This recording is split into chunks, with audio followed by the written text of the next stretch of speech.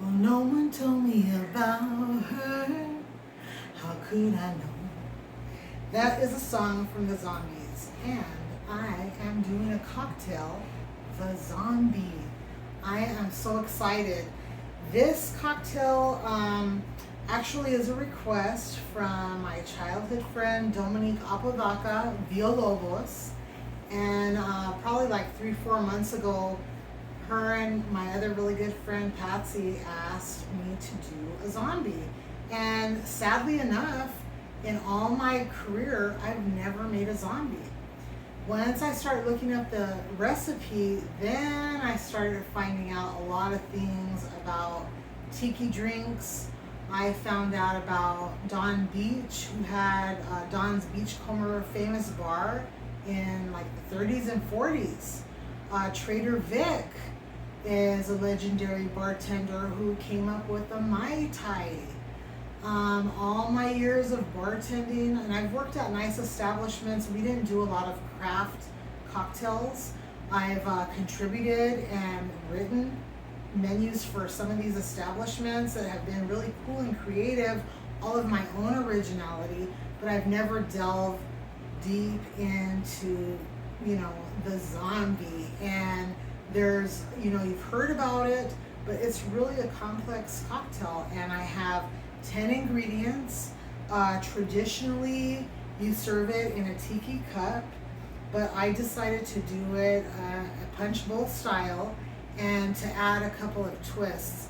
There's a rum that they use, it's called Demerara rum, and it's like a really deep, sugary, mapley type 151 high proof style rum. I'm gonna use Everclear. Yeah, this is, well, it's actually 120 proof grain alcohol. So it's not really the 151, but that's the only real difference. And then, of course, I got familiar with the Falernum, which I got to make.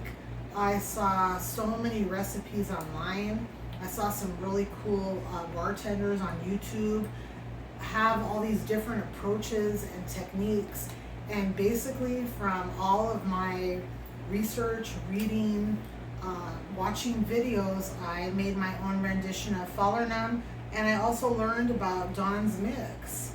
I made it my own. That's another thing that's going to make it unique and be something that I customize. And Don's Mix, the original recipe, and you have to understand all these recipes were coveted. They were coveted for a really long time, and this, pause it real quick, Dory.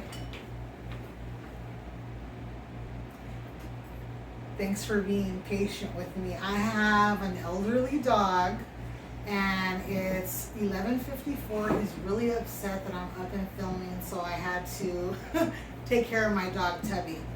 But where I was at is this Don's Mix. And so all these were coveted. Like Don's Mix was coveted. He has different numbers, like Don's Mix, Don's Special Mix 2, 3, because they didn't want these things hanging out. Now everybody knows, the whole world. And so I made this, basically it's a cinnamon simple syrup, and he used to do it with white grapefruit. I did mine with ruby red grapefruit. I'm really pleased with the way it came out, and I'm gonna get into it right away, and I'm gonna build it in my glass. So this calls for crushed ice. A lot of these tiki drinks are using the Lewis style crushed ice, and I don't have my spoon, but that's okay. So I have this ice at a really nice size, and I'm gonna fill up this fish bowl. It calls for a tiki cup, but you know what? I just want to do it this style. I feel more comfortable with it, and that's okay. We make it our own. And so what I'm gonna go ahead and do is get into this. So we're gonna start off with 1.5 ounces of Jamaican rum. I'm using the Appleton Signature Jamaican rum. Oops, excuse me. And I'm gonna go ahead and do 1.5 ounces. So this is a big boy. Back in the day, making these, and even right now, say if you have a drink like this, it's gonna have to be like a 2-drink minimum. And people that try and play games with these type of cocktails, they could make you twist and shout a great deal. So there's rules and regulations for these styles of drinks. And then, so we're already gonna be at 3 ounces. I'm using Myers Jamaican dark rum. So I'm using 2 actual Jamaican rums. And then, as I mentioned earlier, I don't have the Demerara dark rum, and so I'm going to use a high proof rum. It's 120 proof, but I think that there's enough going on. My dog is giving me a hard time again. Okay, this is 1 ounce. This is 1 ounce. So you guys, this is already 4 ounces of alcohol. Then once we start getting into the syrups, like the falernum, it has the high proof. It's supposed to be the same high proof 151 rum, but I'm using this. But there's a lot of alcohol involved in this. Okay, so you know what? We're going forward, and possibly it could very well fit in the tiki glass. But where I'm going to go next is the falernum. And the falernum is just such a cool syrup. I saw lots of recipes online, and the one I came up with is with lots of lime zest, fresh ginger, tons of clove, the high proof alcohol, the simple syrup. It is really good. And it's, if you could kind of think of the fragrance of allspice, and how in the Caribbean they use a lot of the clove and the different nutmeg and things of that nature. And so this is a really complex syrup. We're gonna go ahead and do a 1/2 ounce. 1/2 ounce. Next thing is Don's mix, which I crafted. And of course, like I said, he used to do it with white grapefruit. I'm doing mine with ruby reds. And this one is gonna be 1 ounce. And this color, like grapefruit and cinnamon, to be honest, I wasn't familiar with grapefruit and cinnamon, but I am familiar with tequila shots with orange and cinnamon, which is the bomb. Guess what? Grapefruit and cinnamon, it's a very, very lovely thing. And then we're almost done. It's just like a lot of stuff going on. We're gonna go ahead and do a little bit of grenadine. We're gonna do the juice of 1/2 a lime. So I just think this is really a cool cocktail. You gotta look into the history and the stories. There's so much more literature that I wanna educate myself on. But we're gonna do the juice of a nice 1/2 a juicy lime. Okay, and then it continues to progress. And the next thing that we do is absinthe.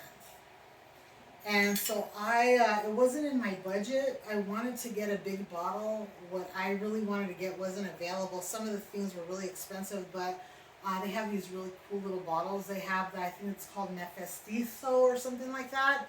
And this one is Oregon Spirits, absinthe from Oregon. And so usually I've actually never had or served absinthe. That for a long time it wasn't mainstream, it wasn't available. From my understanding, the wormwood made it illegal, but I see a lot of craft absinthe, and so I got this, and this calls for 1 bar spoon. I saw some that had like 8 drops, so I'm going to kind of take it easy, and maybe a bar spoon might be a little too much. So I'm thinking maybe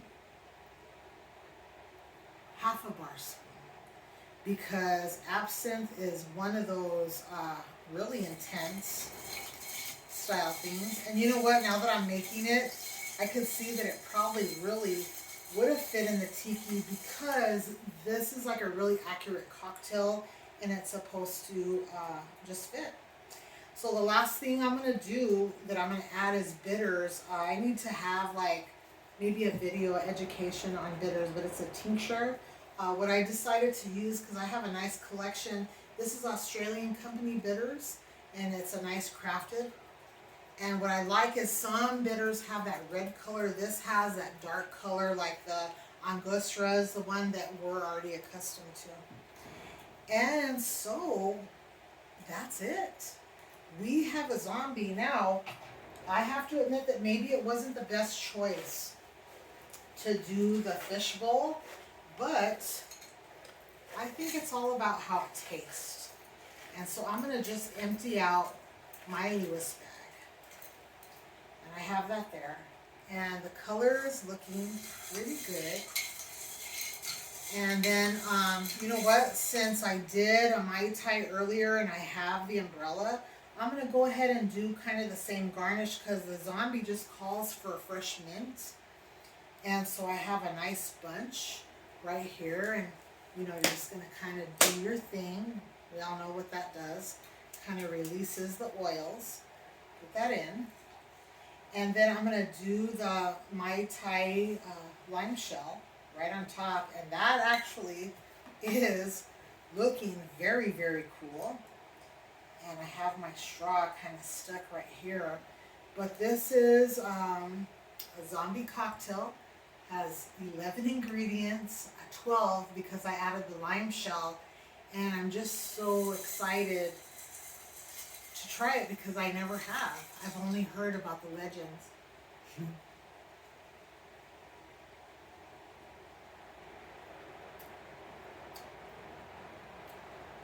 Wow. There's a lot going on. You taste all the booze. And the Myers rum's coming through because, you know, that's such a distinct flavor. But I taste a little bit of the absinthe. I could taste everything in it. The grapefruit, the cinnamon. What a cool cocktail. And you know what? I have to admit again, this is only my first time. And this definitely will not be my last. But if you've never, you know, if you like to make drinks at home, this is kind of a cool project. Something to really learn about. Try it. It really struck my curiosity. Dominique, I hope one day I can make this for you in person. But this is it. I had a great time doing all these tiki cocktails. I saved the zombie for last. I want to thank you so much for spending this time with me. And thank you very much. Please subscribe to my channel and take the time to look at my website, olivedesimixology.com, here in Glendale, Arizona. Thank you so much, guys. Have a great evening.